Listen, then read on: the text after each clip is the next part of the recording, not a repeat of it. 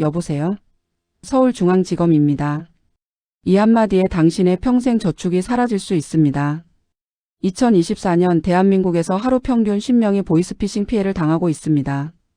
피해액은 연간 5천억 원을 넘어섰죠. 그리고 이 피해자 중 60% 이상이 50대 이상 중장년층입니다. 나는 절대 안 당해. 나는 조심하니까. 여러분도 이렇게 생각하시나요?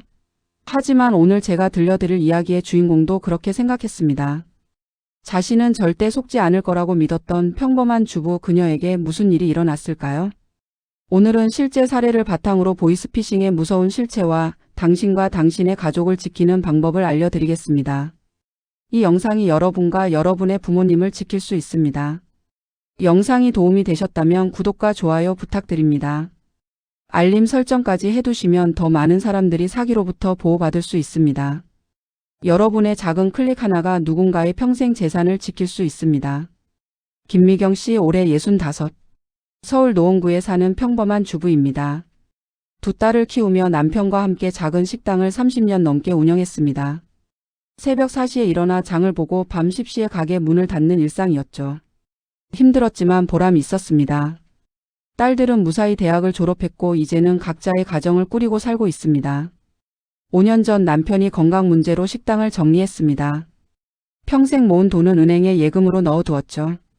큰 돈은 아니지만 두 사람이 노후를 보내기에는 충분한 금액이었습니다.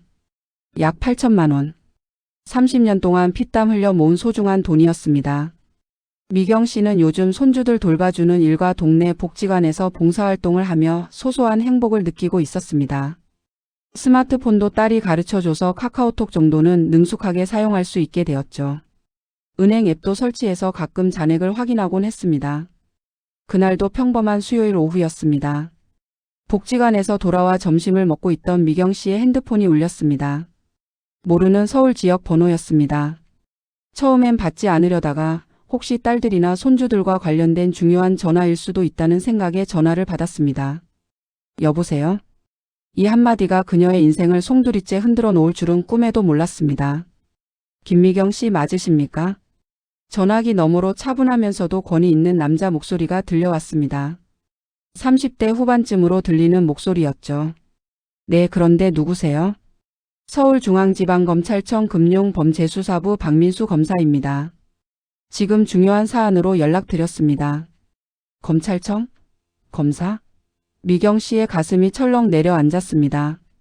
평생 법과는 담을 쌓고 살아온 그녀에게 검찰청이라는 단어는 너무나 낯설고 무서운 존재였습니다. 제가 무슨 잘못을... 저는 아무것도 한 게 없는데요. 김미경 씨 놀라지 마시고 침착하게 들으십시오.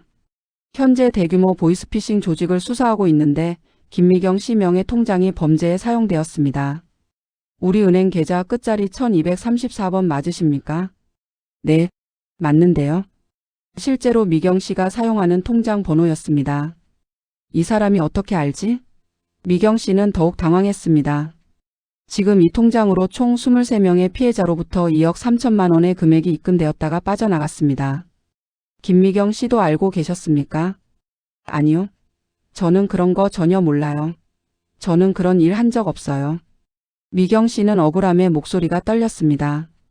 평생 정직하게 살아온 자신이 범죄자 취급을 받는다는 게 믿기지 않았습니다. 그렇다면 김미경 씨도 피해자일 가능성이 있습니다. 누군가 김미경 씨의 개인정보를 도용해서 범죄에 이용했을 수 있어요. 하지만 현재로서는 김미경 씨가 공범인지 피해자인지 확실하지 않습니다. 저는 정말 아무것도 몰라요. 어떻게 해야 하죠?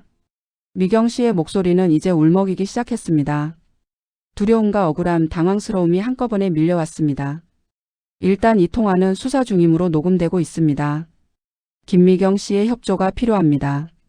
지금 제가 안내하는 대로만 하시면 김미경 씨의 결백을 증명할 수 있습니다. 네네, 알겠습니다. 어떻게 하면 되나요? 이미 미경 씨는 완전히 상대방의 말을 믿고 있었습니다.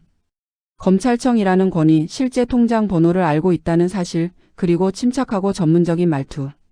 모든 것이 진짜처럼 느껴졌습니다. 잠시만 기다려 주십시오. 지금 김미경 씨 핸드폰으로 공문을 전송하겠습니다. 딩동. 문자 메시지 알림이 울렸습니다.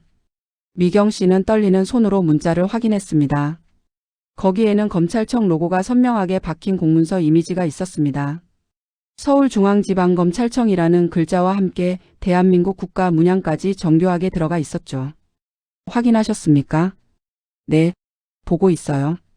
이제 제 신분증도 보내드리겠습니다. 김미경 씨가 안심하셔야 협조를 받을 수 있으니까요. 곧이어 또 다른 문자가 도착했습니다. 검사 신분증 사진이었습니다. 사진 속에는 정장을 입은 남자가 진지한 표정으로 찍혀 있었고 서울중앙지방검찰청 검사 박민수라는 글자가 선명했습니다. 생년월일 발급 일자까지 모두 적혀 있었습니다. 이제 믿으시겠습니까? 김미경 씨 지금 상황이 매우 심각합니다. 김미경 씨 명의로 개설된 계좌가 총 5개입니다. 본인이 개설한 계좌가 몇 개죠? 하나요. 저는 우리은행 하나만 써요. 그렇죠. 나머지 4개는 누군가 김미경 씨의 명의를 도용해서 만든 겁니다. 지금 이 계좌들을 통해서 돈이 계속 움직이고 있어요. 만약 지금 조치를 취하지 않으면 김미경 씨는 공범으로 기소될 수 있습니다. 기소요? 저는 정말 아무것도 한 게 없는데. 알고 있습니다. 하지만 법적으로는 명의자가 책임을 져야 합니다. 김미경 씨가 몰랐다는 걸 증명해야 해요. 지금 제가 도와드리는 겁니다. 상대방의 말은 점점 더 급박해졌습니다. 미경 씨는 머릿속이 복잡했습니다. 공범으로 기소된다는 말에 온몸에 식은땀이 흘렀습니다. 그럼 어떻게 해야 하나요? 일단 김미경 씨 계좌에 있는 돈이 범죄 자금과 섞이지 않도록 보호해야 합니다. 금융감독원에서 관리하는 안전계좌로 임시로 옮겨두셔야 해요. 수사가 끝나면 돌려받으실 수 있습니다. 안전계좌요? 네, 범죄와 무관한 깨끗한 돈이라는 걸 증명하는 절차입니다. 이 과정을 거치지 않으면 김미경 씨 계좌가 압류될 수 있어요. 그러면 당장 내일부터 돈을 쓸 수 없습니다. 압류. 이 단어에 미경 씨는 완전히 무너졌습니다. 그 돈이 없으면 생활을 할 수 없었습니다. 병원비, 생활비 모든 것이 그 돈으로 해결되고 있었으니까요. 알겠어요. 어떻게 하면 되죠? 미경 씨는 이미 상대방의 말을 100% 믿고 있었습니다.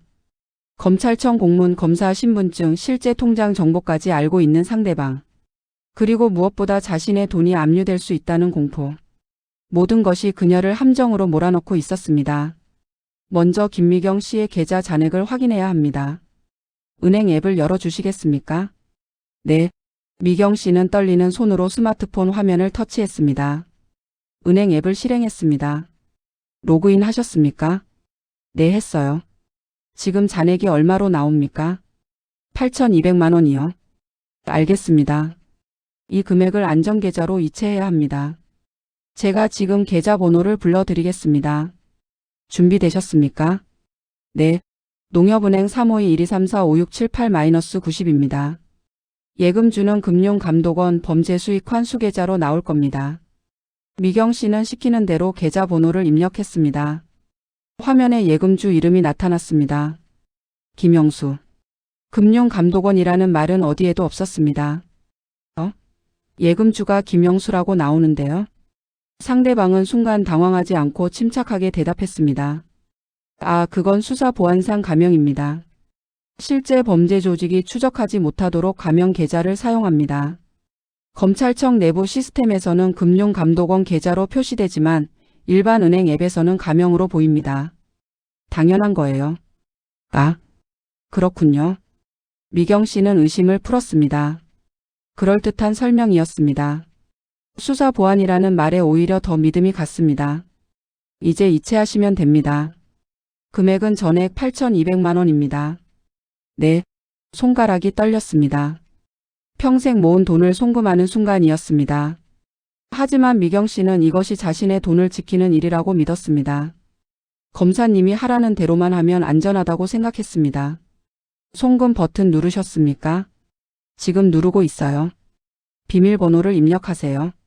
미경 씨는 6자리 비밀번호를 입력했습니다. 그리고 확인 버튼을 눌렀습니다. 이체가 완료되었습니다. 화면에 메시지가 떴습니다. 8,200만 원. 30년의 땀과 눈물이 한순간에 낯선 계좌로 사라졌습니다. 이체 완료되었습니다. 확인했습니다. 김미경 씨 잘하셨습니다. 이제 김미경 씨의 돈은 안전하게 보호됩니다. 수사가 종료되면 3-5일 내로 김미경 씨의 새 계좌로 입금됩니다. 새 계좌요? 네, 기존 계좌는 범죄에 연루되었기 때문에 사용할 수 없습니다. 새로운 계좌를 개설하셔야 해요. 수사가 끝나면 연락드리겠습니다. 그때까지 절대로 이 사실을 다른 사람에게 말씀하시면 안 됩니다. 왜요? 수사 보안 때문입니다. 만약 범죄 조직이 김미경 씨가 수사에 협조하고 있다는 걸 알면 김미경 씨가 위험해질 수 있습니다. 가족에게도 말하지 마세요. 특히 전화로는 절대 안 됩니다. 범죄 조직이 도청하고 있을 수 있어요. 네, 알겠습니다. 좋습니다. 며칠 후에 다시 연락드리겠습니다. 그때까지 조용히 기다려주세요. 수고하셨습니다. 뚝. 전화가 끊겼습니다. 미경 씨는 멍하니 스마트폰을 바라보았습니다. 은행 앱에는 잔액 0원이라는 숫자가 선명하게 표시되어 있었습니다. 순간 알 수 없는 불안감이 엄습했습니다. 뭔가 이상한 느낌. 하지만 검사님이 하라는 대로 했으니까 괜찮을 거라고 스스로를 다독였습니다. 며칠만 기다리면 되는 거야. 그럼 돈 돌려받을 수 있어. 미경 씨는 떨리는 목소리로 혼잣말을 했습니다. 하지만 가슴 한편이 계속 무겁고 답답했습니다. 그날 저녁 큰딸 수진이가 저녁 식사를 하러 왔습니다. 한 달에 한두 번씩 들르는 딸이었죠. 엄마 저녁 뭐 해 먹을까? 그냥 된장찌개나 끓일까? 평소와 다른 어머니의 분위기를 느낀 수진이가 물었습니다. 엄마 무슨 일 있어? 안색이 안 좋은데? 아니야.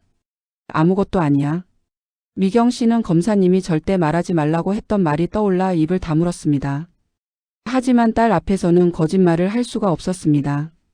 평생 딸들에게 정직하게 살라고 가르쳤던 자신이었으니까요. 엄마 뭔가 있는 거 맞잖아. 나한테 말해봐. 수진이의 재촉에 미경 씨는 결국 입을 열었습니다. 사실은 오늘 검찰청에서 전화가 왔어. 그리고 미경 씨는 오늘 있었던 일을 처음부터 끝까지 설명했습니다.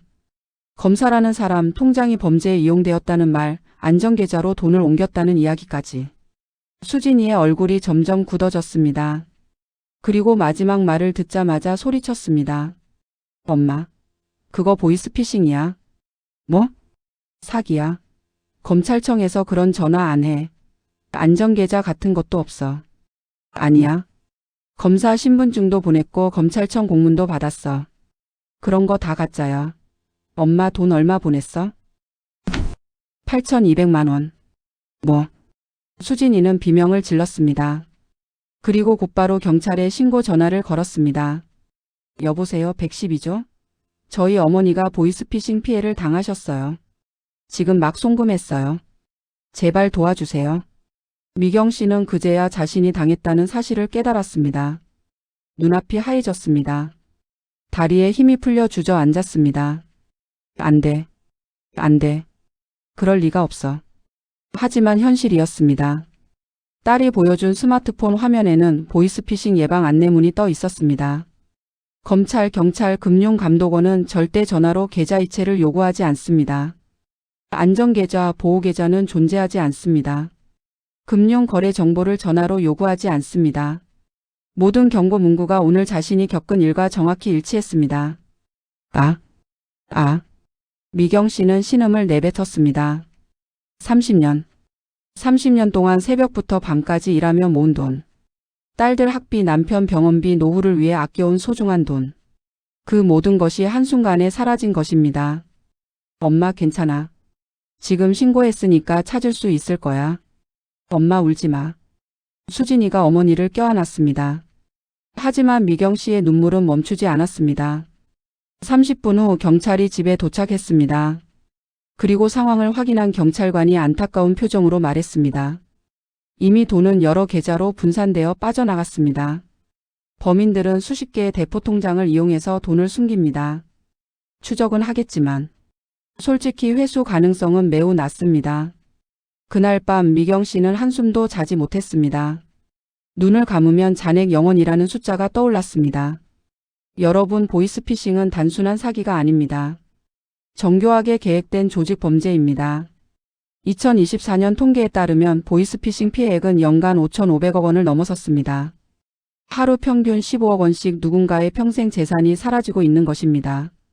그리고 피해자의 65%가 50대 이상입니다. 왜 이렇게 많은 사람들이 당하는 걸까요? 첫째, 범죄자들은 철저하게 준비합니다.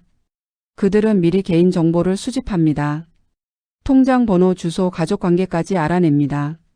그래서 전화를 걸었을 때 당신의 통장 번호는 입니다 라고 정확히 말할 수 있는 겁니다. 이 한마디에 피해자는 이 사람이 진짜구나라고 믿게 됩니다. 둘째, 심리적 압박을 가합니다. 지금 당장 조치하지 않으면 큰일 난다.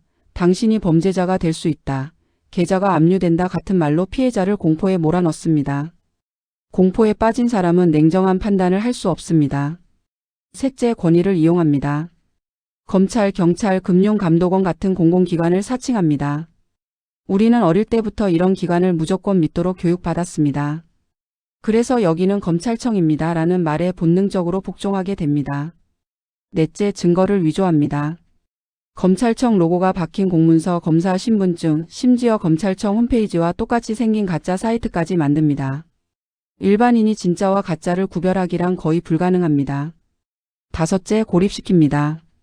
이 사실을 다른 사람에게 말하면 안 된다. 수사 보안상 비밀이다라는 말로 피해자가 가족이나 친구에게 상담하지 못하도록 막습니다. 혼자 결정하게 만드는 것이죠. 더 무서운 사실은 보이스피싱 조직은 대부분 해외에 있습니다. 중국, 동남아시아에 콜센터를 차리고 한국으로 전화를 겁니다. 한국 경찰이 직접 잡기 어렵습니다. 그리고 돈을 받는 통장은 대포 통장입니다. 수십 개, 수백 개의 통장을 거치면서 돈을 세탁합니다. 추적이 거의 불가능합니다. 실제 검거율은 10%가 채 되지 않습니다. 그리고 돈을 돌려받는 비율은 더 낮습니다. 5% 정도만 일부라도 돌려받습니다. 대부분의 피해자는 평생 모은 돈을 영영 잃어버립니다. 미경 씨도 마찬가지였습니다. 신고는 했지만 경찰은 솔직하게 말했습니다. 회수 가능성은 거의 없습니다. 3개월이 지났지만 단 1원도 돌려받지 못했습니다. 그리고 더 큰 고통이 시작되었습니다.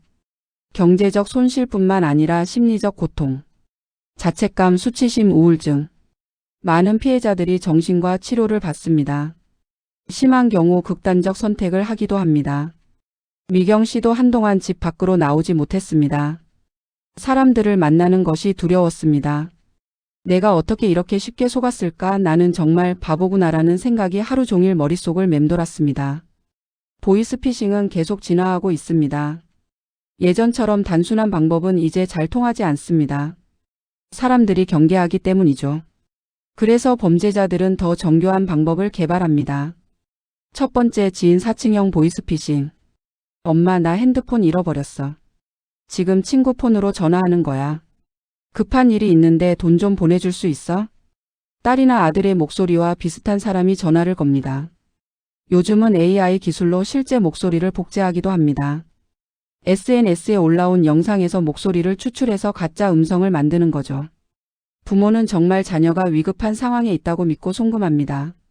실제 사례가 있습니다. 60대 박 씨는 아들의 목소리로 전화가 와서 엄마 교통사고 났어. 합의금이 필요해라는 말에 3천만 원을 송금했습니다. 나중에 아들에게 전화했더니 아들은 아무 일도 없었다고 했습니다. 그제야 사기인 줄 알았죠. 두 번째, 대출 빙자형 보이스피싱. 고객님, 현재 대출 이자율을 낮춰드릴 수 있습니다. 기존 대출을 상환하시고 저희 은행에서 새로 받으시면 금리가 3%에서 1.5%로 낮아집니다. 은행을 사칭해서 전화를 겁니다. 그리고 기존 대출을 갚기 위해 일단 돈을 특정 계좌로 보내라고 합니다. 저희가 대신 상환 처리해 드리겠습니다 라고 하죠. 돈을 보내면 사라집니다. 세 번째, 택배카드 사칭형. 고객님, 택배가 반송되었습니다. 재배송 신청하시려면 링크를 클릭해 주세요. 문자 메시지로 링크를 보냅니다. 그 링크를 클릭하면 악성 앱이 설치됩니다. 그 앱은 스마트폰의 모든 정보를 빼갑니다. 연락처, 문자 메시지, 사진, 그리고 금융 앱 정보까지. 그리고 피해자 모르게 소액 결제를 하거나 대출을 받습니다. 고객님의 카드가 해외에서 사용되었습니다. 본인이 아니시면 확인 부탁드립니다. 이런 문자도 조심해야 합니다. 링크를 클릭하는 순간 개인정보가 유출됩니다. 네 번째, 정부기관 사칭형. 국민연금공단입니다. 고객님께 미지급 연금이 있습니다. 수령하시려면 개인정보 확인이 필요합니다. 국세청입니다. 세금 환급금이 발생했습니다. 건강보험공단입니다. 보험료 관하백을 돌려드립니다. 정부기관을 사칭해서 환급금이 있다고 속입니다. 그리고 개인정보를 요구하거나 수수료 명목으로 돈을 요구합니다. 다섯 번째, 메신저 해킹형. 카카오톡 계정을 해킹합니다. 그리고 친구들에게 나 급한 일 생겼어. 돈 좀 빌려줄 수 있어? 라는 메시지를 보냅니다. 친한 친구라고 믿고 송금하면 나중에 알고 보니 해킹당한 계정이었던 거죠. 이런 수법들은 계속 새롭게 나타나고 있습니다. 범죄자들은 항상 한 발 앞서 움직입니다. 우리가 하나를 배우고 조심하면 그들은 새로운 방법을 만들어냅니다. 그렇다면 우리는 어떻게 해야 할까요? 보이스피싱으로부터 자신과 가족을 지키는 방법을 알려드리겠습니다. 첫 번째, 황금 규칙을 기억하세요. 검찰, 경찰, 금융감독원은 절대 전화로 돈을 요구하지 않습니다. 이것만 기억해도 90% 이상의 보이스피싱을 막을 수 있습니다. 안전계좌, 보호계좌, 검증계좌 같은 것은 존재하지 않습니다. 만약 누군가 전화로 이런 말을 한다면 100% 사기입니다. 즉시 끊으세요. 두 번째, 모르는 번호는 받지 마세요. 특히 31, 32 같은 지역번호로 오는 전화 중에 모르는 번호는 받지 않는 것이 좋습니다. 정말 중요한 전화라면 문자를 남기거나 다시 걸어올 것입니다. 받았다가 수상하면 즉시 끊으세요. 잠깐만요, 가족한테 물어보고 다시 전화 드릴게요라고 하고 끊으면 됩니다. 세 번째, 절대 개인정보를 알려주지 마세요. 주민등록번호, 통장 비밀번호, 계좌번호, 카드번호, CVC번호, OTP번호. 이런 것들은 전화로 절대 알려주면 안 됩니다. 설령 은행이라고 해도 마찬가지입니다. 진짜 은행은 이런 정보를 전화로 물어보지 않습니다. 네 번째, 링크를 함부로 클릭하지 마세요. 문자 메시지로 오는 링크, 특히 단축 URL 및 라이 같은 것은 절대 클릭하지 마세요. 택배 조회, 카드 사용 확인, 세금 환급 같은 내용이라도 링크를 클릭하지 말고 직접 해당 기관 홈페이지나 공식 앱으로 확인하세요. 다섯 번째, 가족과 대화하세요. 가장 중요한 방법입니다. 부모님, 조부모님께 보이스피싱에 대해 자주 말씀드리세요. 엄마, 검찰청에서 전화 와도 절대 믿지 마. 무조건 나한테 먼저 전화해, 이런 식으로 미리 약속을 정해두세요. 그리고 긴급 상황 암호를 만들어 두는 것도 좋습니다. 예를 들어 자녀가 정말 급하게 돈이 필요할 때는 특정 단어를 말하기로 약속하는 거죠. 엄마, 우리 집 강아지 이름이 뭐였지? 처럼 질문을 해서 확인하는 방법도 있습니다. 여섯 번째, 112에 바로 신고하세요. 조금이라도 의심스러우면 전화를 끊고 112에 신고하세요. 검찰청에서 전화가 왔는데 이게 진짜인지 확인해 주세요라고 하면 경찰이 바로 확인해 줍니다. 진짜 검찰이나 경찰이라면 당신이 112에 확인하는 것을 막지 않습니다. 오히려 권장합니다. 만약 상대방이 112에 전화하지 마세요, 다른 사람에게 말하지 마세요라고 한다면 100% 사기입니다. 일곱 번째, 이체 전 꼭 확인하세요. 은행 앱으로 돈을 보내기 전에 반드시 가족이나 친구에게 전화해서 확인하세요. 지금 이런 일이 있는데 돈 보내도 될까? 단 5분만 시간을 두고 확인하면 수천만 원, 수억 원을 지킬 수 있습니다. 여덟 번째, 스마트폰 보안 설정을 강화하세요. 출처를 알 수 없는 앱 설치 차단, 금융 앱의 추가 비밀번호 설정, 소액 결제 차단, 정기적으로 비밀번호 변경. 이런 기본적인 보안 설정만으로도 많은 피해를 예방할 수 있습니다. 아홉 번째, 금융회사 앱의 이체 한도를 설정하세요. 하루 이체 한도를 적절하게 설정해두면 설령 사기를 당하더라도 피해를 최소화할 수 있습니다. 예를 들어 하루 이체 한도를 100만 원으로 설정해두면 보이스피싱범이 수천만 원을 빼갈 수 없습니다. 열 번째, 혼자 결정하지 마세요. 누군가 당신에게 급하게 돈을 요구한다면 절대 혼자 결정하지 마세요. 아무리 급해도 30분만 시간을 가지고 가족이나 친구와 상의하세요. 보이스피싱범들은 당신이 생각할 시간을 주지 않으려고 합니다. 지금 당장 해야 한다, 1시간 내에 안 하면 큰일 난다, 이런 말로 압박합니다. 하지만 진짜 급한 일이라면 30분 기다려도 됩니다. 이 10가지만 기억하고 실천하면 보이스피싱으로부터 안전할 수 있습니다. 그런데 이미 보이스피싱 피해를 당했다면 어떻게 해야 할까요? 첫 번째, 즉시 112에 신고하세요. 시간이 생명입니다. 돈을 송금한 지 30분 이내라면 지급 정지를 신청할 수 있습니다. 경찰에 신고하면 즉시 해당 계좌를 동결시킵니다. 늦어도 피해를 최소화할 수 있습니다. 두 번째, 금융회사에 연락하세요. 자신이 이용하는 은행에 전화해서 보이스피싱 피해를 당했습니다. 지급 정지 신청합니다 라고 말하세요. 은행도 즉시 조치를 취합니다. 세 번째, 금융감독원 콜센터 1332에 전화하세요. 금융감독원에서도 피해 구제 절차를 안내해 줍니다. 피해 환급금 지급 제도가 있어서 조건이 맞으면 일부 금액을 돌려받을 수 있습니다. 네 번째, 증거를 보관하세요.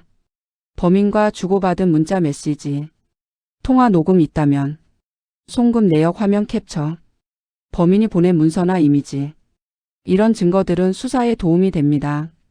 절대 삭제하지 마세요. 다섯 번째, 정신적 충격을 관리하세요. 보이스피싱 피해는 경제적 손실뿐 아니라 심리적 상처를 남깁니다. 자책하지 마세요. 당신 잘못이 아닙니다. 정교한 범죄 조직이 계획적으로 속인 것입니다. 필요하다면 심리 상담을 받으세요. 보건복지부 심리상담 전화 1577-199에서 무료 상담을 받을 수 있습니다. 여섯 번째, 2차 피해를 조심하세요. 보이스피싱 피해자 명단은 범죄 조직 사이에서 공유됩니다. 피해 금액을 돌려드릴 수 있습니다 라며 다시 접근하는 2차 사기도 있습니다. 수수료만 내면 돈을 찾아드립니다 라는 말도 사기입니다. 돈을 돌려받으려면 정식 금융감독원이나 경찰을 통해서만 가능합니다. 미경 씨의 경우 신고는 했지만 이미 돈은 여러 계좌로 분산된 후였습니다. 결국 단 1원도 돌려받지 못했습니다. 하지만 3개월 후 또 다른 전화가 걸려왔습니다. 김미경 씨 금융감독원입니다. 피해 금액을 찾았습니다. 돌려드릴 수 있는데 수수료 300만 원을 먼저 입금해 주셔야 합니다. 다행히 미경 씨는 이번에는 속지 않았습니다. 딸에게 즉시 전화했고 딸이 엄마 그것도 사기야 라고 말해줬습니다. 2차 피해를 막은 것입니다. 피해를 당했더라도 포기하지 마세요. 신고하고 정식 절차를 밟으면 일부라도 돌려받을 가능성이 있습니다. 그리고 당신의 신고가 다른 피해자를 막을 수 있습니다. 보이스피싱은 이제 개인의 문제가 아닙니다. 사회 전체가 함께 해결해야 할 문제입니다. 부모님 세대를 지켜주세요. 여러분의 부모님, 조부모님은 디지털 시대에 익숙하지 않습니다. 스마트폰도 어렵고 보이스피싱 같은 새로운 범죄는 더욱 낯섭니다. 그들은 우리가 지켜야 할 소중한 분들입니다. 오늘 당장 부모님께 전화하세요. 엄마, 아빠 보이스피싱 아세요? 검찰청에서 전화 와도 절대 믿지 마세요. 무조건 저한테 먼저 전화하세요. 이 한마디가 수천만 원을 지킬 수 있습니다. 아니, 그보다 더 소중한 부모님의 삶을 지킬 수 있습니다. 주변 사람들에게 알려주세요. 이웃, 친구, 직장 동료. 보이스피싱에 대해 자주 이야기하세요. 요즘 이런 수법이 있대, 조심해야 한대, 이런 정보를 나누는 것만으로도 피해를 예방할 수 있습니다. 의심되면 바로 말리세요. 만약 누군가 지금 검찰청에서 전화가 와서 돈을 보내야 한대라고 말한다면 무조건 말리세요. 그거 사기야. 절대 돈 보내지 마. 범죄 조직에 협조하지 마세요. 가끔 통장 대여해주면 돈 드릴게, 휴대폰 명의만 빌려주면 수수료 줄게, 이런 제안을 받을 수 있습니다. 절대 응하지 마세요. 그것은 대포통장, 대포폰을 만드는 과정입니다. 여러분이 제공한 통장과 휴대폰으로 누군가가 피해를 당합니다. 그리고 여러분도 범죄 공범이 됩니다. 금융회사와 정부도 더 노력해야 합니다. 은행은 보이스피싱 의심 거래를 더 철저히 걸러내야 합니다. 특히 고령자가 큰 돈을 이체할 때는 한 번 더 확인하는 절차가 필요합니다. 통신사는 발신번호 조작을 막아야 합니다. 범죄자들은 실제 검찰청 전화번호로 발신번호를 조작해서 전화를 겁니다. 기술적으로 막을 수 있는 부분입니다. 정부는 더 강력한 처벌과 국제 공조를 통해 해외 조직을 검거해야 합니다. 그리고 피해자 구제 제도를 더 확대해야 합니다. 미경 씨의 이야기는 계속됩니다. 미경 씨는 8천만 원을 잃었습니다. 돈은 돌려받지 못했습니다. 하지만 그녀는 포기하지 않았습니다. 오히려 자신의 경험을 나누기 시작했습니다. 동네 복지관에서 강연을 했습니다. 저는 이렇게 당했습니다. 여러분은 절대 당하지 마세요. 자신의 수치스러운 경험을 용기 내어 공개한 것입니다. 그리고 놀라운 일이 일어났습니다. 강연을 듣고 간 한 할머니가 다음날 찾아와 고마워했습니다. 어제 강연 듣고 집에 갔는데 오늘 똑같은 전화가 왔어요. 근데 바로 알아차리고 끊었어요. 선생님 덕분에 제 돈 지켰어요. 미경 씨는 그 말에 눈물을 흘렸습니다. 자신이 잃은 돈은 돌아오지 않았지만 다른 사람의 돈은 지킬 수 있었던 것입니다. 그 후로 미경 씨는 보이스피싱 예방 봉사자가 되었습니다. 여러 복지관, 경로당, 학교를 다니며 자신의 경험을 나눕니다. 그녀의 강연을 들은 사람 중에서는 아직까지 보이스피싱 피해자가 나오지 않았습니다. 미경 씨는 말합니다. 제가 잃은 돈은 아깝지만 제 경험이 다른 분들을 지킨다면 의미가 있다고 생각해요. 제 아픔이 누군가의 방패가 되는 거죠. 마무리. 여러분, 보이스피싱은 남의 일이 아닙니다. 지금 이 순간에도 누군가는 전화를 받고 있고 누군가는 돈을 송금하고 있습니다. 내일은 여러분일 수도 여러분의 부모님일 수도 있습니다. 하지만 우리는 막을 수 있습니다. 오늘 이 영상을 본 여러분은 이제 알고 있습니다. 보이스피싱이 무엇인지 어떻게 막아야 하는지. 다시 한번 기억하세요. 검찰, 경찰, 금융감독원은 절대 전화로 돈을 요구하지 않습니다. 안전계좌는 존재하지 않습니다. 의심되면 즉시 끊고 112에 신고하세요.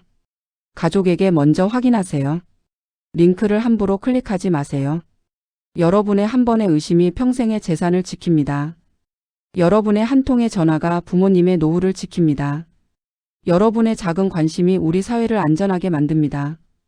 오늘 당장 부모님께 전화하세요. 그리고 이 영상을 공유해 주세요. 구독과 좋아요, 알림 설정으로 더 많은 사람들에게 알려주세요. 여러분의 작은 실천이 누군가의 인생을 지킬 수 있습니다. 함께 만드는 안전한 대한민국. 우리 모두의 관심과 실천으로 시작됩니다. 시청해 주셔서 감사합니다. 여러분과 여러분의 가족 모두 안전하시길 바랍니다. 구독, 좋아요, 알림 설정 부탁드립니다. 여러분의 작은 클릭이 누군가의 평생 재산을 지킵니다.